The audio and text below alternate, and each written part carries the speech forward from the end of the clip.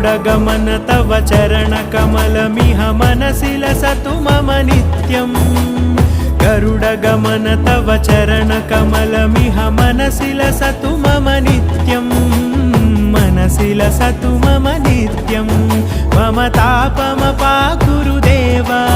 मम पापमपाकुरु देव मम तापमपाकुरु देव मम पापमपाकुरु देव